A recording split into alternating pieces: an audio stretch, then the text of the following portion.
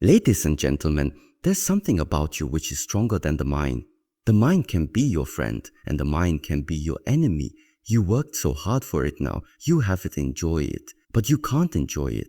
If all the time you think about last week, or if you think all the time about what happens in the future, enjoying what you have, is you arrive exactly where you are right now with what you have. That's it. There is no wishing for something more of the future, and there's not wishing for something that wouldn't have happened of the past. No, you in the present, that's it. And the more you realize this about yourself, the more you integrate this just into your normal being.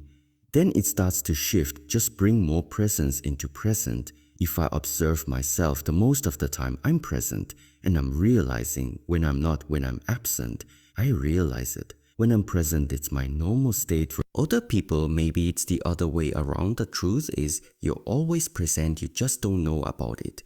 There's some layer on top of the presence which somehow makes you think you're not in the present. But we're always in the present, just the realization that you are is not there because it is overlaid by thoughts. If you take the thoughts away, you will realize, oh, there it is. One approach that we have at the moment in this world is in order for us to feel full, we need to attain something. We need to do something. You need to have your diploma. You need to have your job. You need to have money. You need to have the first car you need to have, you need.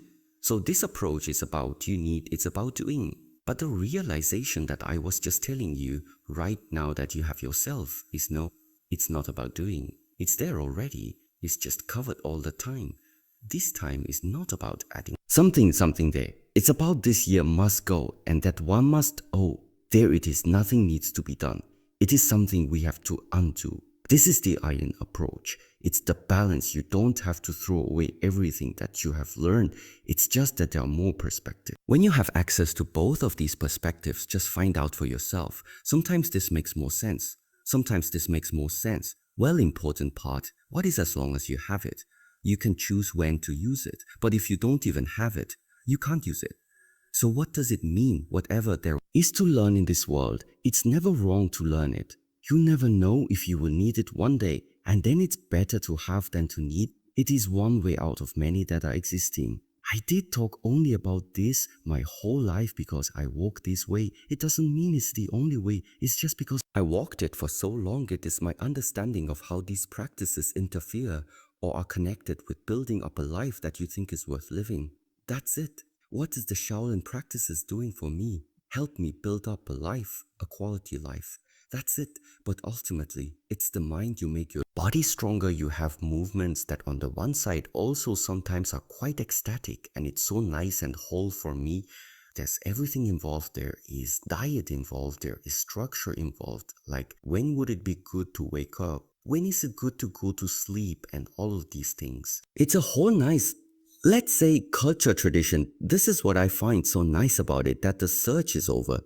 You don't need to search for like here.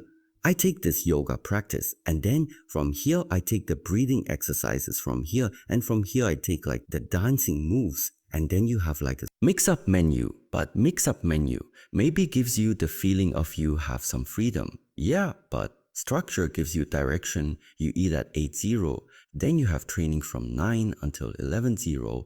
When you finish the training, you're hungry already, but you need to wait until 1:00. Cannot eat in between, yeah?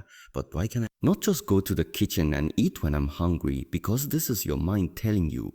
But there's something about you which is stronger than the mind. The mind can be your friend and the mind can be your enemy. And if I'm telling you there are 3 times per day eating, that's it. In the first weeks, still you're thinking about eating, you're hungry, all of this, but at some point you will have accepted it. That, okay, it data 106.0, you okay.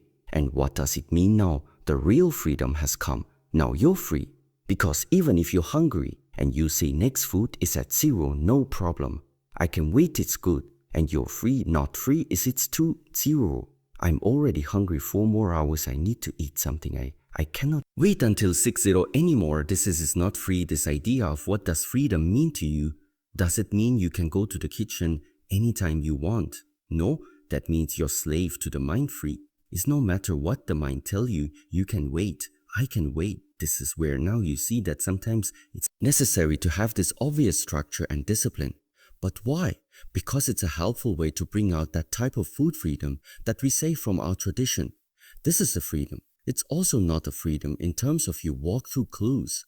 Yeah, many beautiful women, but at home you have your own women sitting already. Now you could say, well, it's a free world, we're all free. So my wife is at home, but actually I can still flirt around. This is a way you say, well, this is freedom. Yeah, but where does this type of freedom lead to? It's leading to suffering. You're causing suffering by behaving this type of free. No, if you have one wife, you stay with that one wife, that's it, and you stay free from suffering. But if somebody is tempted too much, if somebody cannot handle his temptation, he's enslaved by temptation. And at some point, this type of behavior is not just going to bring suffering to you. It also brings suffering to everyone that you are involved in. This is why I say, what type of freedom are you talking about? And the freedom that eventually is going to get onto the course or is causing suffering to you and other ones. This is not the freedom we want. It's the type of freedom that makes us be able to live together in the community way better. This is the way of freedom where I can let you live the life how you like to live it, and you let me live my life how I like to live it. I don't need to tell you, your way is wrong. You should live like I do know. This is not, this is limited. This is things thinking you have the answers to the questions of the universe. But you don't just as like, I don't have them. The only thing I'm sharing right now is my observation. I don't say it's right for anyone. I just say until now everything we talked about it worked for me. Something is useful from what we have talked about and somebody tries it out and then realize, cool, also works for me. I'm really happy about it. But if somebody says, well, this is not my way of living, I don't share this opinion, it's not a problem. What is it in the evening that is sucking energy? Probably is the mind activity very much, which is sucking a lot of energy. You go to bed, you wake up in the morning but still feel like very tired and not recovered. It might be the reason that your brain, your mind is still too active in the evening. Stop thinking too much of the past. Dreaming too much about the future. Practice yourself, remain in the present. And this also then translates into your quality of sleep. Because when you sleep when you eat when you talk when you work. But nowadays people work and they think about eating, people eat. They think about sleeping, people sleep. And they think about working. So there's something not aligned there. It's no synchronicity, you are here.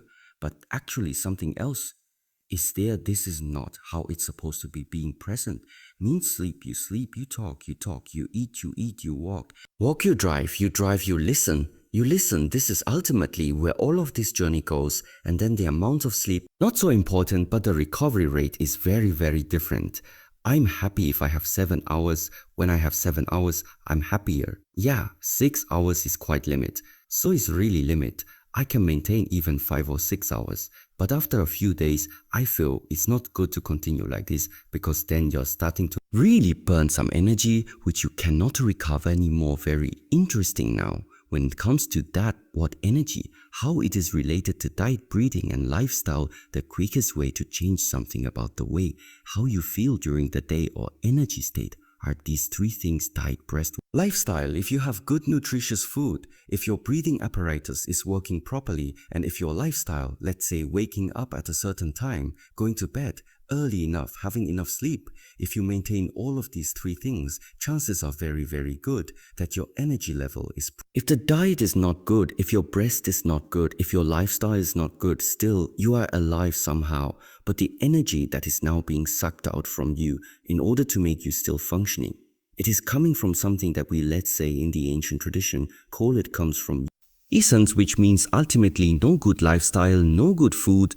no good bread, life short, you die early, very simple. So that's it. You have some mindset where challenge is not an obstacle for you, where difficulties in life is nothing that stops you but a challenge in life, a conflict that comes, everything that makes you feel uncomfortable at the first glance. It's nothing that is depressing you. It is something where you actually realize that is the next area of my growth, because it's heartbreaking. Because it is so heartbreaking, because it goes so deep. It carries the potential for highest transformation. So this type of change of perspective, if you want to see it bad, it's going to be bad. But if the circumstances right now are like this, and with the mindset which is in your hands, you can still transform it somehow. The highest transformation can happen. And this is, I think, that the value. This is why I like so much in the Buddhist teachings number one sentence is, with our thoughts, we create the world.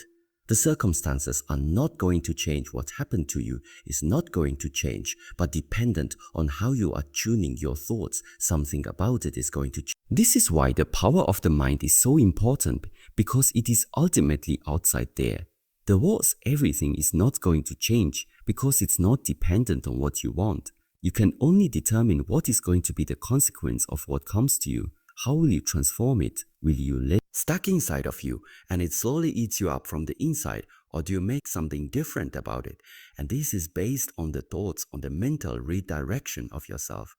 Yeah, how do we keep going when we lose hope? Either you have very strong personalities next to you that realize about to lose hope, and that's why they keep pushing you, which means that's why it's good to sometimes have a brotherhood or a sisterhood or somebody you are very close to people. They can sense, they know when your motivation is down and you cannot get up by yourself. That's why you have them. They come and help you. It's good to have sometimes a bond like this. The second thing is, if somebody is losing hope already, maybe the vision that gives the hope is not strong enough. Hope dies at last. I really think so, in a way too. But if the hope dies too early before that, that was not hope, that was an idea that you have. Maybe was like a motivating thought that you had, but it was not hope. Hope is really, really deeply embedded, where internally you don't care about what 8 billion other people say you have it, and you're going to do it, what creates a positive mindset in my way of seeing things. It's about understanding that this world that we're living in, simply expressed, there's always an exchange between the left side and the right side, the bad side and the good side, the negative and the positive, the pessimistic and the optimistic. That's why for me those two, they always belong together. And it is normal for me that sometimes circumstances are bad, but I also know, yeah, at the moment, but it's an exchange. Sooner or later, it will be also becoming good again. Now I'm a little bit depressive, but it's going to change same ways. Oh, now everything is positive. Yeah, but I know it's going to change. Things are changing. Nothing ultimately stays as it is. That's why I'm not sure if it is a positive mindset that I would propagate. My mindset would be that you are neither stuck in a negative form one, but you're also not stuck in a positive one. So your perspective, your mindset would be one that at all times always sees actually the exchange of this one, and sometimes out of circumstances, out of whatever reason, sometimes it's more based upon here. But then you also know, just a question of time, I move here. So to understand the interplay of these two and accept it actually, that also, so the negative part is part of my life, as long as I also take care that it doesn't stay for a too long time in my life. I can have my bad days, because to push yourself in having positive thoughts, be optimistic, you have to be as you are based with all two forces. It's just that stay calm, nothing stays as it is. See the interplay always of both forces, and then get calm about it and regulate it. And then somewhere along the line, maybe it becomes balanced. Then it's about fullness, it's about how full do you feel. Somebody wakes up every morning without any goal, without any purpose, but feels just fulfilled. No need for purpose. But I think in the modern society, we find it probably a phenomena. You have everything more or less wake up, but there is this discontentment. Don't know what to do with your time. Don't know the sense of I don't know. And then I think it would make sense to add, just as a motivator, it makes sense to give your life a purpose, also meaning you're not searching for it. In the first stage, don't need to search for it. Meaning, what is my purpose? You have to ask the question. But you don't necessarily search for it. First is you give your life a purpose. So you can say you put yourself a mission statement. First thing is just, you need to keep going. You need to do something in order to make use of the lifetime that has been given to you. But along this way, things are going to change there. Will come the period you do. And then you realize all the doing, she brought nothing. So maybe you'll return back to it's about the non-doing. And then you do nothing again. But then at the same time, you realize, yeah, but with all the non-doing, I know I could do actually much more. Then you start doing again, and along this way, you're going to figure out the middle way for you to live. It's both of them. It's not about being active all the time. And it's also not about being passive all the time. It's about being present in all of these times. What is a healthy relationship? I'm not only talking about human relationships. I'm not talking about love relationships. Only there can be many type of relationships first. That just comes to my mind is, in order that there is a type of relation, that means there must be already at least more than two components involved these components. Then have a connection. This is number one. If there is no connection, it's difficult to determine any type of relation between them. So first, we need a connection. That connection can mean that feeling wise, maybe based on the emotional, on the feelings, on your emotional states. Maybe there is something that is in resonance, which means there is something that two beings have in common. That's why it's resonating. So if this type of connection is already there, then I think it's a good starting point on the other side. What can also happen is that in the mind you are having a desire for something, but the feeling is not one of connection that you have there in the mind. It says, yes, I want, but feeling wise, it's not there. This is for me not a good starting point. How do I know if a relationship can develop into a healthy way? I think you must directly start right from the beginning.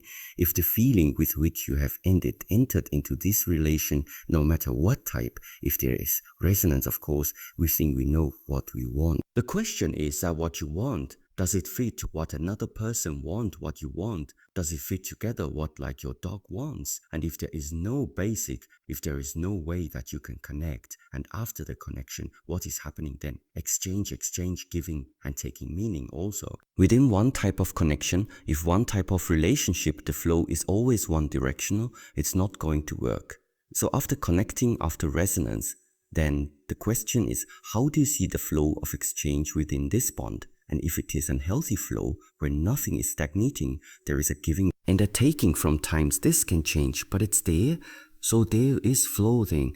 I think a real relationship can develop in very nice directions in my view about the world. I believe in cause and effect, simply meaning you plant the orange seed, you get an orange tree. You plant the apple seed, get the apple tree. How did I become the way how I am today? I am the effect. Who is the cause? My parents. So why can I be healed? Why are we able to talk? Because of my parents and everything that you can trace back. Thanks to my parents, that's why there is gratitude. Why can I do in the martial art field the things that I can do? Because I had teachers that taught me the things gratitude to all of the people, all of the masters and teachers that taught me these skills, taught me these methods, the friends, the ones why you are still a person today who believes in hope, who believes in keep going, who believes in friendship, who are the key persons that you nowadays still have it well. Gratitude to all these companions that you have met in your lifetime. So everybody will find plenty of people or beings, also animals, no problem, where you feel like that without them you would have never become the person you are today. And the ultimate gratitude is, I think, once again to this one who allowed everything to happen. And this is why I don't know if you call it the universe, if you wouldn't want to call it the nature, different nations, different cultures, different names, but there is probably something that we cannot just give a name. But without it, we would all not be here. And so there also goes a huge amount of gratitude towards life itself. Being able to live, being able to see colors, being able to speak, being able to listen to things.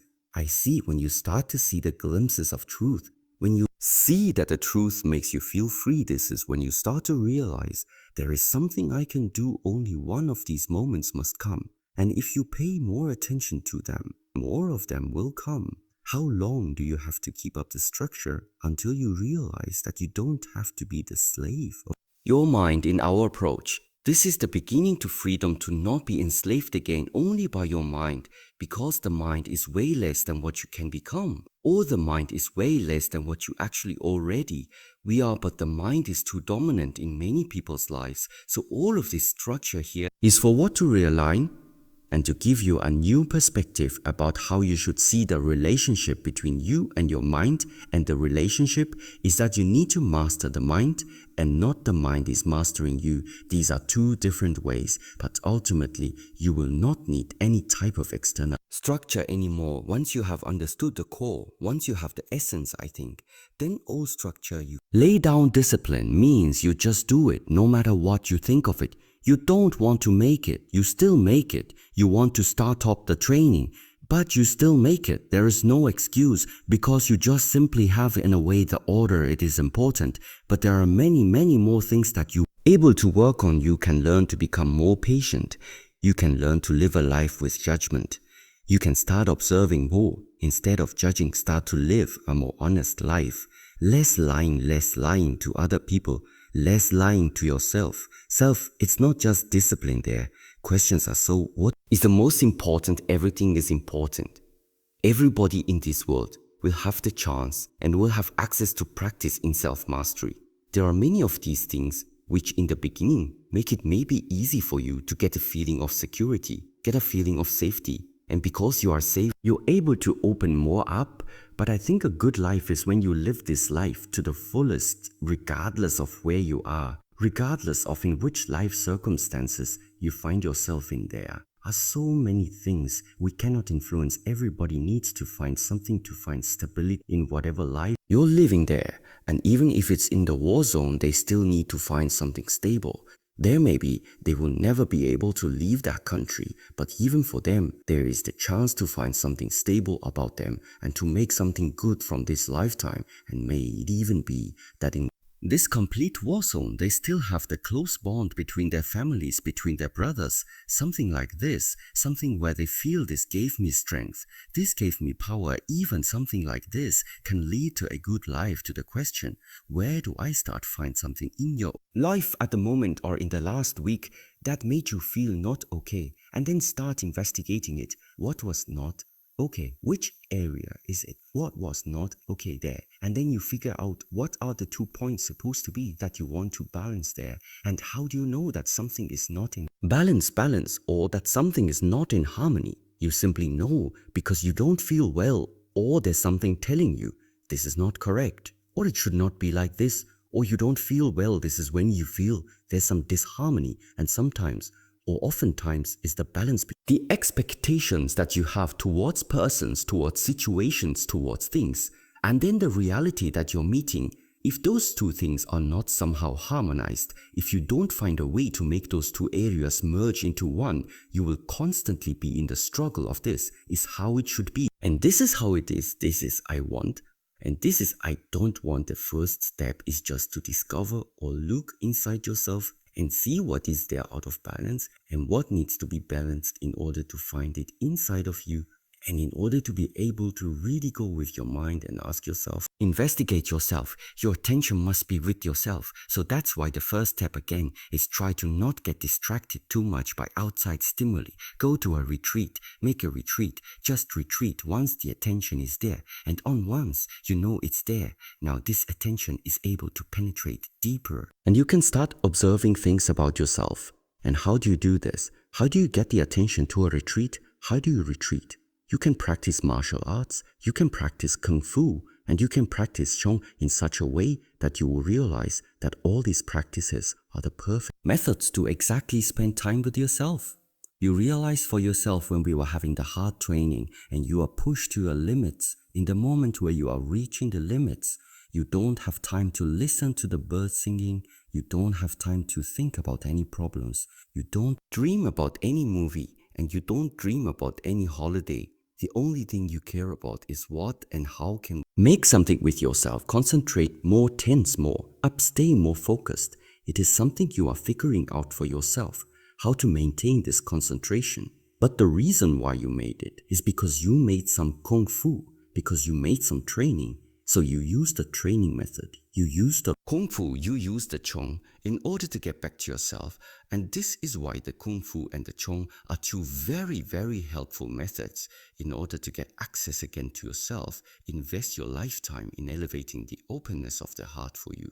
This is the elevation, but how are you able to elevate? How do you know at which level of elevation you are finding yourself? Well, this needs to be tested. What it means is if you are still getting angry, if somebody like takes your cup of tea or takes your cup of coffee away, I mean, it's still far, far away from being an elevated soul, from being an elevated being. If small things like this still bothering you could happen, that more and more often you are just dropping something, you are losing something.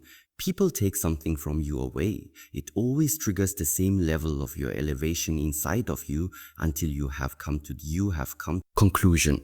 Okay, it cannot be for the last 5 years I'm exploding. Yeah, I'm getting super mad whenever somebody takes my cup of water. So how often will this repeat again until you learn the lesson? And when this happens, it's gone, but now something else comes. Now maybe you start having a relationship, but all the time you are confronted with jealousy, and then you just observe yourself. What happens when you are acting upon jealousy? Mostly the outcome is not going to be one that keeps the relationship alive on the long term. So if jealousy is a problem that you carry from one relationship to the next to the next, and then one day you are wondering, why are you not able to keep up a relationship?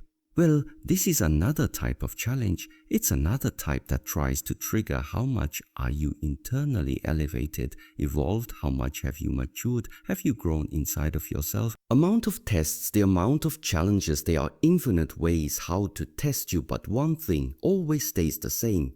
You need to find a way to overcome them. The only thing I realize is that I can be in two different states of the mind. I can be continuously mind-based, and whatever comes on my mind, this is what I'm acting upon. Whatever comes to my mind, I'm going to act on it. So just right now, if I feel like, oh, I'm hungry, so then I follow up on the sword, I walk somewhere, grab something to eat, come back here, eat but another way. Another state of the mind is simply that right now, for example, I'm talking with you, and of course I can observe myself how maybe sometimes swords are popping up. The difference right now is that I am first of all not directly identifying with any of them.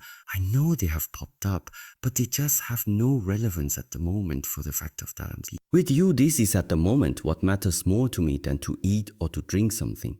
But because I can see the swords popping up, this is why I can decide to not identify myself with it, because it has just come to my attention. This thought has only come to my attention, but that's it. Just because something comes to your attention doesn't mean you have to act upon it. One thing is to hold on to the thought.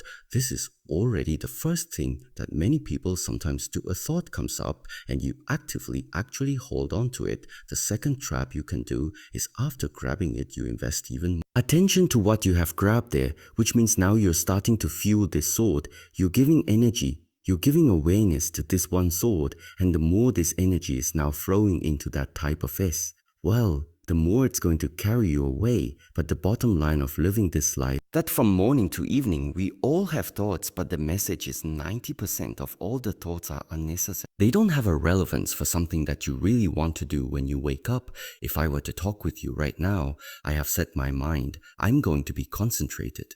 We have this conversation, and all the thoughts that pop up in between, it's irrelevant. So I can see them coming, and I can see them coming, and I can see them passing. And afterwards, when we have finished this conversation, and any of these thoughts start to pop up again, then I have still time now to decide, do I want now to follow up on any of the thoughts or not? So that means suddenly you have control. You have control over your 24 hours saying, if you eat, you eat, you eat. You talk, if you sleep, you sleep, if you make a movement, you make a movement. Not, I don't want to be out of the body. The thing is, I don't want to be unaligned.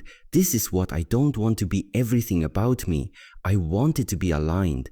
What I feel is what I say, is what I think, is what I do, is what I act upon. It's one way, it's not two options. So what is a very special moment? is when no matter what you're doing, you just do. It's when you're not thinking about what you're doing. What you think is what you do. It is synchronized as one. And this is what year-long martial art practice is doing, is training you, is displaying to you that there is a way how mind and body can unite. Such a deep level that it has nothing to do with thinking anymore.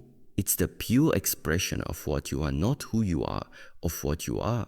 So if you want to have a specific outcome, there is a rational way of how to achieve this outcome, but what if the outcome is not in our hands, which means sometimes you walk through this lifetime, it doesn't matter what you have done.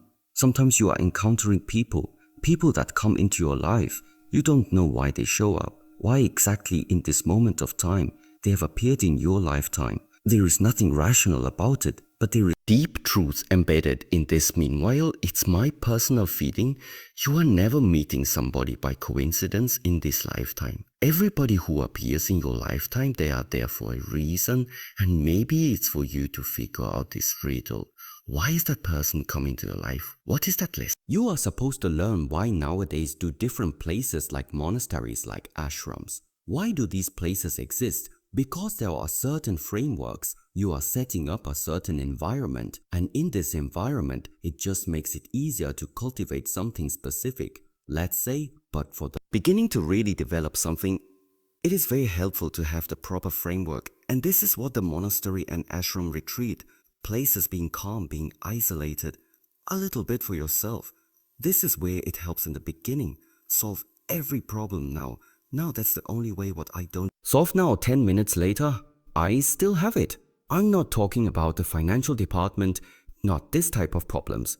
I talk about the internal conflicts that you carry around, the internal human made by yourself problems. Yes, because it is a part of you. So if you want to live in paradise, that means you have to become already right now the paradise. If you can't find the paradise inside of yourself, you are not going to find it tomorrow. That first arrow is the fact of you walk through this lifetime, you will encounter things that in the first moment are going to hurt you. It's going to happen to all. But now the question is, after something like this has happened, how are you going to cope with it now afterwards? Many people are still dwelling in the past, carrying the suffering and the pain from that event, still with them even if a month has passed, a year has passed, 10 years have passed, it's 10 years have passed. Still there, this is the literal example for remaining too much still in the past, and this is the second. For example, when you start walking through this lifetime, every human being is going to encounter different moments, different situations that are going to trigger something that most of us would regard as unpleasant.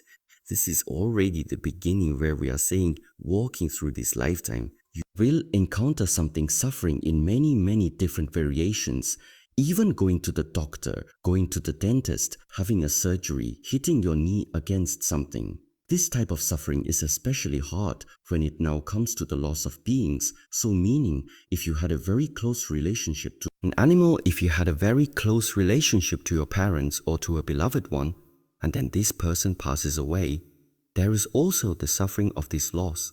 So the bottom line for all human beings is when we are getting born and start walking through this lifetime, we are going to encounter suffering. You could say, yes, this is the normal way of life, so there's no way around it. We need to find the state of being free of suffering in the here and now, in the moment, regardless of what you are doing. To experience the states of being free of suffering, one way to cultivate these others. Meditative practices literally put you simply in the here and now, being in the past. Too much thinking about what happened to you last year, how people insulted you last year, what you lost last year. So that means right now, the two of us talking. But my mind being in the past is one way how I can at the moment suffer. But the fact is, it happened last year, but right now you're still suffering. Why? Because your mind is in the past. Now we don't know what the future is going to bring. I don't know how this year is going to evolve, in which countries the next war is going to break out. Oh, what's going to happen next week? What will I do when they come into my country? So at the same time, you can recall the sufferings also by spending too much time jumping into the future. So being in the past, being in the future, both of them are already sources where you're going to find suffering as long as there is separation, existing separation from the present to the past, from the present to the future, from you to your surroundings, from good and bad, from having and losing, from living and dying.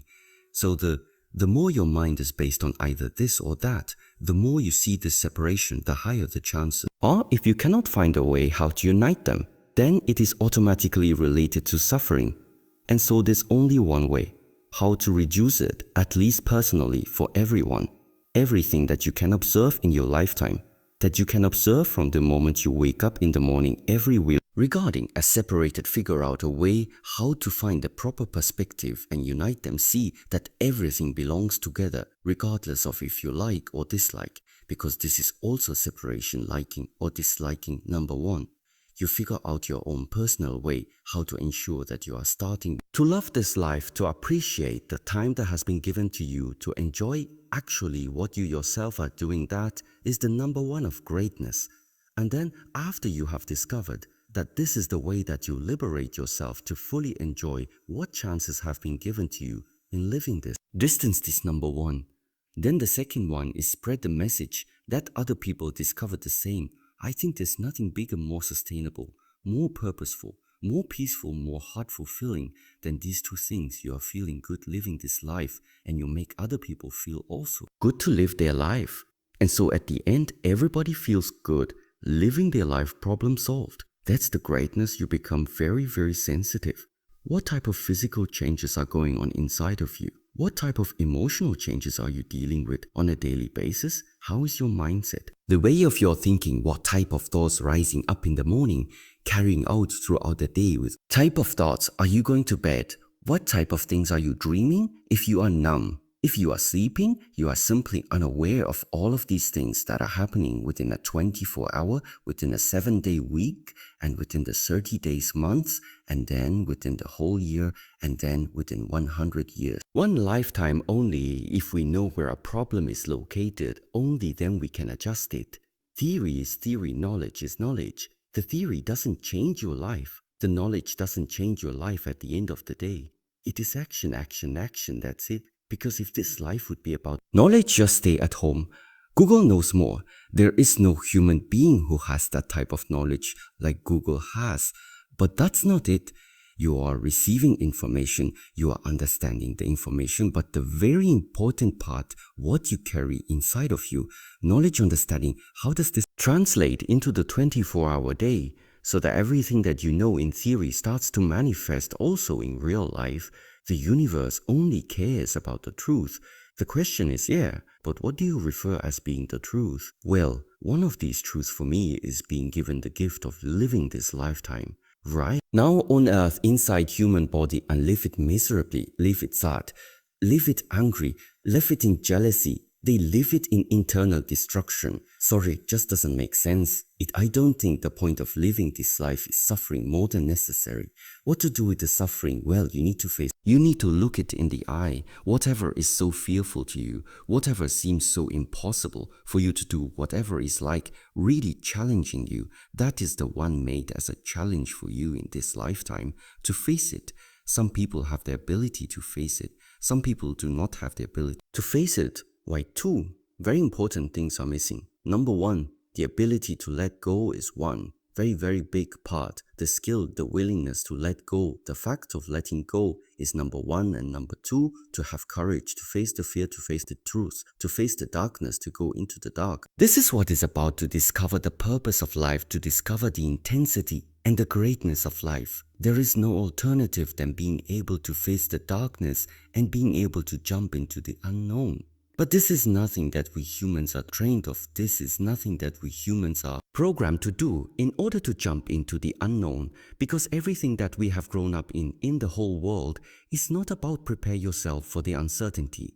It is build up your illusion of security. This is where the worlds are colliding, courage and the ability to let go, and these two elements. If you don't have them, courage and the ability to let go, because the growth of mental skills and the growth of physical skills is because you are continuously confronted with the comfort zone and are being forced to leave it, to move beyond the comfort zone. Something hurts, but it's okay.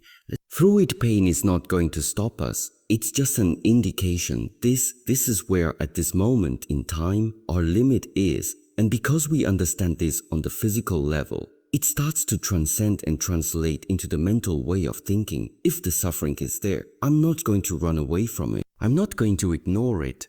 I'm going to find a way to overcome the suffering. And this is the very, very important distinction.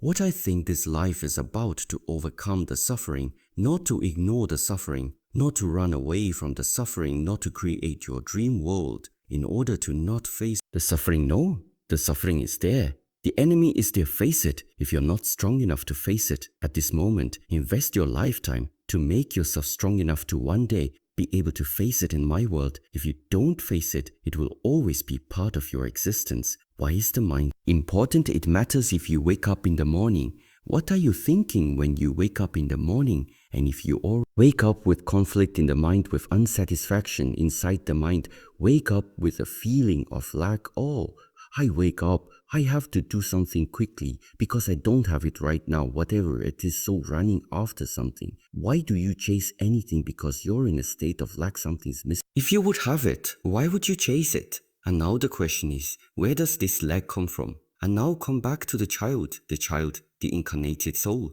the incarnated spirit when it comes to the earth. Whoever made it possible for that child to come, you can call it God, you can call it the nature, you can call it the universe. No matter what, this force, this power does not make mistakes. God is not putting you in this earth incomplete. Why would he do that? What he's putting on the earth is existence. He's granting us existence, and afterwards it starts that we have concepts. We start thinking, we start having ideas about how this life is supposed to be. If you're not successful, it's not the life if you don't have many cars. It's not the life if you don't have many friends. It's not a life.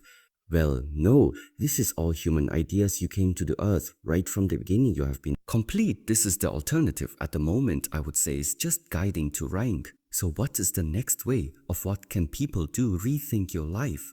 Look at how is your life looking at the moment. How did you spend the last 5 years, 10 years? Do you maybe see some patterns in your life? I tell you one pattern everybody has. I had it too. We all have it because it's normal. There was a time we didn't even have any mobile phone. Then the first Nokias came out. Okay, eventually you even got one. We're happy about it. Then the next generation of phones came out, and this one was okay, it's old already. And you went to the next one. Then you got the iPhone. Then you got the MacBook Pro, the big TV screen. Then the first car, you had a Volkswagen. Afterwards, you had a BMW. But there is a pattern behind there. Whenever you get what you want, you will realize that's not it. And so the question is, when do you start to realize the pattern that running after desires is not going to fulfill your desire? What you need is realization. What you need is wake up. This is where all these terms are coming from. Also to take that misunderstanding away. I grant you the Porsche. I grant you a big house. Yeah, it's all nice. And I mean, if you can afford it, it's absolutely something. I mean, why not the German technology and possibilities that meanwhile is able to do is pretty awesome. The only thing is, ask yourself, your satisfaction about life, is it based on a condition or not? Because this is what I would see right now. Everything. It's at everything. Not at the moment. You want to have always when you say, I need this in order to feel complete. I want this in order to feel complete.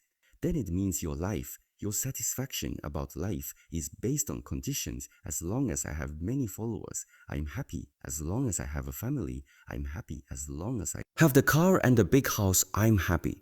The fact is, you do not have a guarantee, you do not have a security that at any point in time, you're going to lose these things. First of all, latest, when the body falls apart, you're going to lose them anyway. But even before that, just look out in the world. We had, for example, the restrictions because of the COVID. What can you do as an individual if the government decides finish, no more podcasts, no more going out, no more meeting friends, stay at home? And you had a lifestyle, every day you go out meeting friends, every day you drive around, every day are outside. But now because of whatever you are forced to stay in that restriction, what is going to happen to your life satisfaction?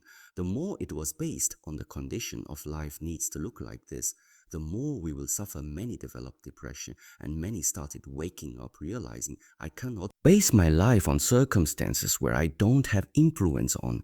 And this is exactly what this life is about. Base your life satisfaction on circumstances where you have no influence on. If you have, well, then change them in the way that serve you. But there are many things we don't have to already right now realizing. I cannot, as a small citizen, I have no influence on whatever the politicians are going to throw out there. No way then. You are realizing your life is in your hands. Your responsibility is make sure that inside you are always full, or that you're feeling full no matter what happens on the outside.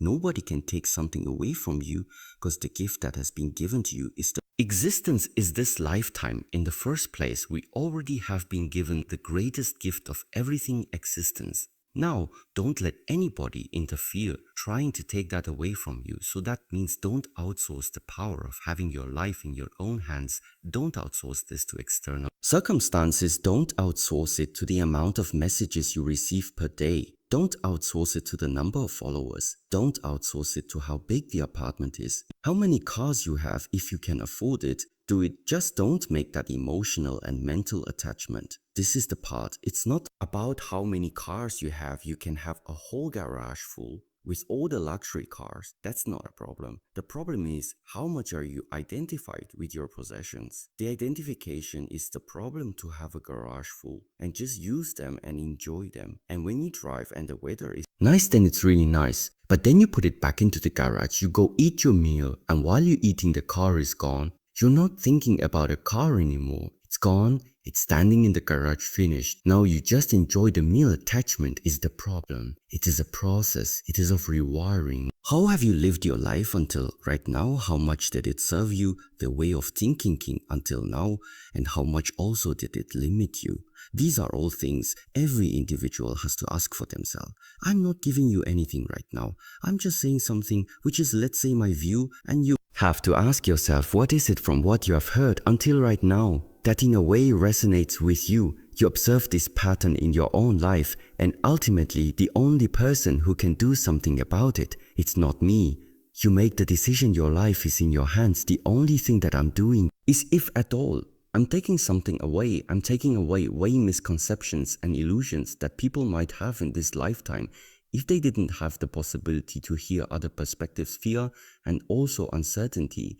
These two things are the biggest challenges every human being is going to face. The question is, are you living your life based on fear or not? And this fear is not helpful because it restricts you. It restricts your ability to expand the mind. Fear is restricting you to discover because fear makes you to stay inside the comfort zone. But why do we call something the comfort zone? Because we have spent time already inside that zone, that we know you know everything about it inside there already. You have seen it. You have experienced all of it. That's why everything has become comfortable to you. So as long as you're comfortable, it means you're now leaving the things that you know. This existence is too big. It's 0.1% of knowing is 99% of not knowing. If you want to discover what is the 99.9%, it means you need to leave the space of knowing. You need to leave the space of comfort. You need to go into the uncertainty. And this is that fearful part. The more fearful you are, the more you're going to stay where you are. The less fearful you are, the more you're going to expand, the more you're going to discover now. The question is, how can I now learn to face your fear? Yeah, to face it. And there again, I think the Shaolin practice is one of these ways. So facing pain is also something that goes along the way of practicing the Shaolin in martial arts. You don't have to jump right away into the darkness. Not many people can do this, but realizing, okay, this is right now my comfort zone, and tomorrow I'm already trying one thing that is new to me. It still feels uncomfortable to me, but okay, let's try just one step out. Next day, another step out, meaning integer, create the jump into the uncertainty, into lifetime until it becomes a habit. This is the one way how to develop that ability to go against the fear. This is one thing. The second part is, I think this is now very useful for everyone. If you have the wrong image about yourself on this earth, if you are viewing yourself like from a wrong perspective, then it just means you will never get into the understanding what type of potential you are actually possessing. The point is you becoming more and more refined about.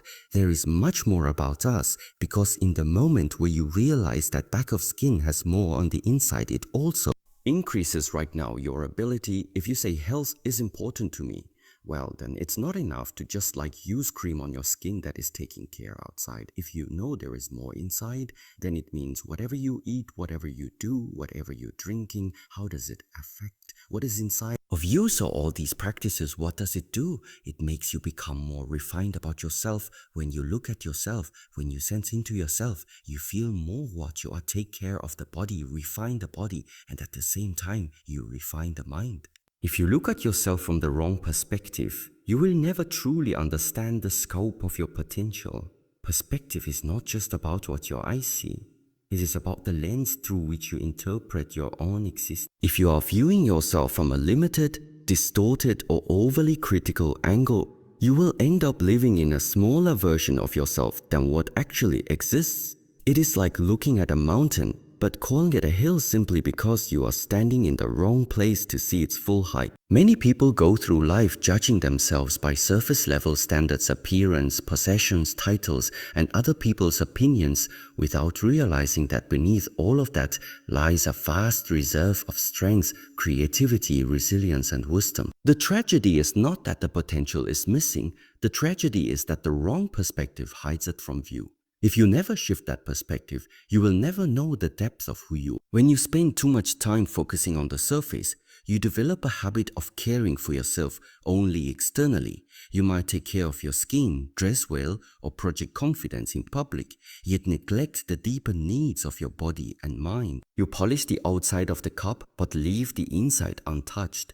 The truth is that the back of the skin, everything happening inside your body and mind matters more than the outside. A healthy glow on the outside means little if your internal health is deteriorating. A calm expression on your face can't compensate for a storm raging in your mind. When you truly understand this, your priorities change. You begin to realize that genuine self-care is not just about how others see you, it is about how you are functioning and feeling from within. If you claim that health is important to you, then it cannot stop at applying cream on your skin or buying expensive clothes. You must begin to ask deeper, more intentional questions. What am I putting into my body? Not just in the form of food, but also in the form of thoughts, emotions, and information. What kind of environment am I living in? And how is it shaping my internal state? Are the people I spend time with uplifting me or draining me?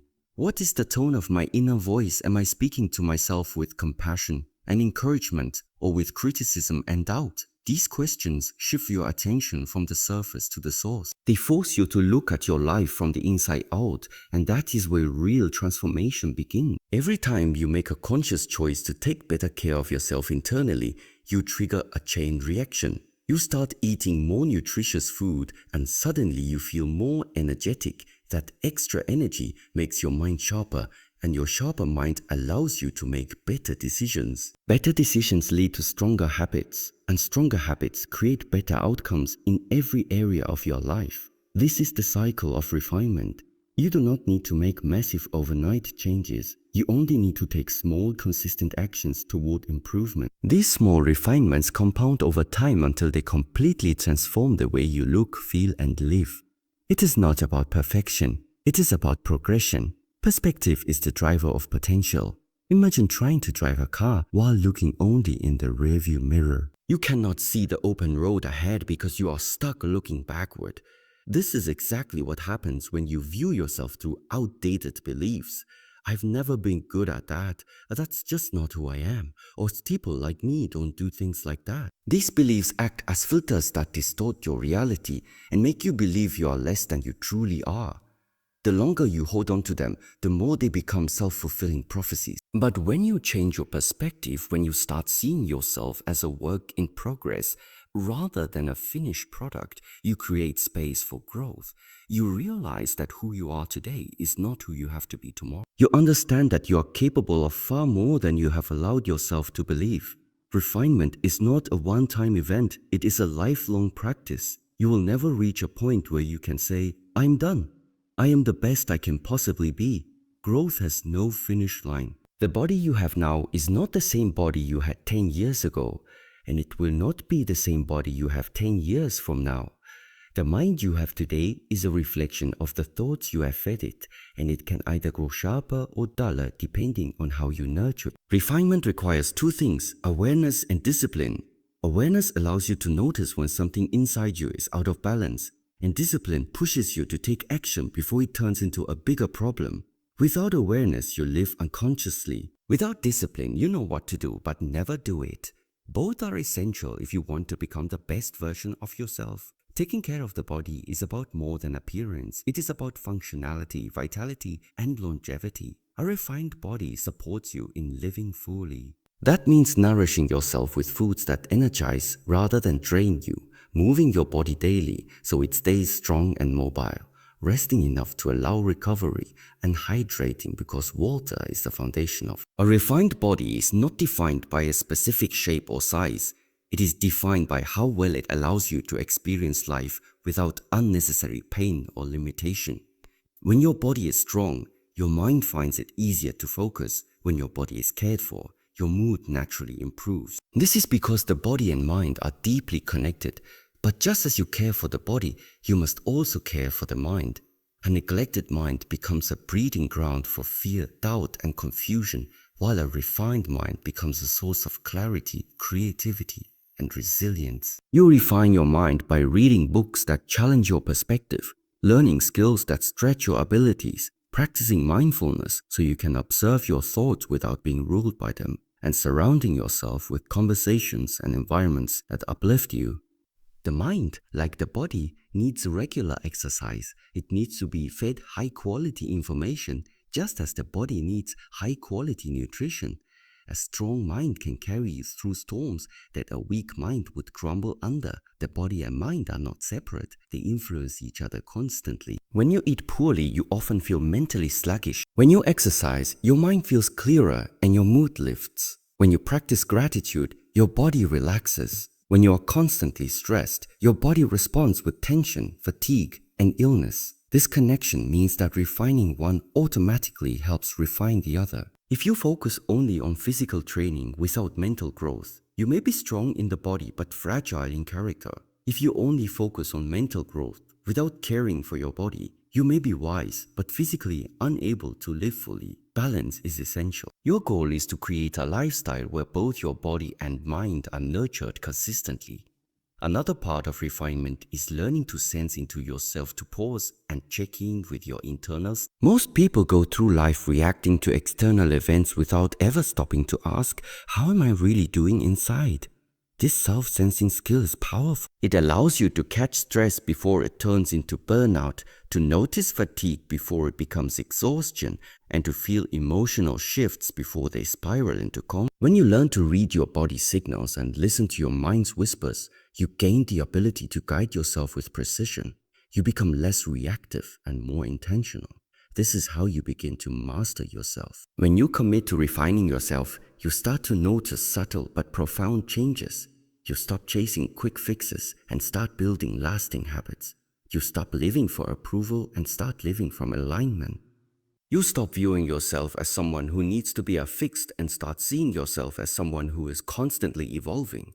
This shift in identity is everything. You realize you are not a finished product. You are an ongoing masterpiece. Every choice you make, every thought you feed yourself, and every action you take is another brushstroke on the canvas of your life. The process is not always glamorous. Refinement often happens in quiet, uncelebrated moments, choosing water over soda, turning off your phone to read for 20 minutes, going for a walk, instead of scrolling aimlessly, speaking kindly to yourself after a mistake. These moments may feel small, but they build a foundation that will hold you up in times of challenge.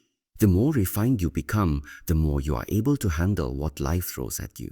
Challenges don't stop coming, but your capacity to face them grows. You stop breaking under pressure and start bending, adapting, and finding solutions. You stop living in survival mode and start living in creation mode. If you look at your life right now and feel like you are not where you want to be, do not see that as proof that you have failed. See it as a sign that there is room to refine. See it as a reminder that you have more in you than you are currently showing the world. Every human being has a level of potential they have not yet tapped into. The only question is whether you are willing to change your perspective so you can see it and to put in the work to refine it. When you start looking at yourself from the inside out, you stop being blinded by what you see in the mirror or by what others say about you. You start to notice the depth, the strength, and the intelligence that have always been there, waiting to be used. The journey of refinement is not about becoming someone else. It is about becoming more of who you truly are. It is about peeling away the layers of limitation, distraction, and fear that have covered your natural brilliance. It is about feeding your body what it needs to thrive, feeding your mind what it needs to grow, and feeding your spirit what it needs to stay alive. When you do this consistently, you begin to live with a different kind of energy, one that people notice without you saying a word. You carry yourself differently, you think differently, you respond to life differently, and the world responds to you differently in return. So look again at yourself, not from the surface, not from the opinions of others, but from the perspective of someone who knows there is more. See yourself as a diamond that may still need polishing, but whose value is unquestionable. Commit to refining your body so it supports your goals, refining your mind so it guides you wisely, and refining your perspective so it keeps you focused on what matters most. When you do that, you will discover that there is no limit to how far you can go, because the more you refine yourself, the more you unlock the endless potential that has been inside you all along.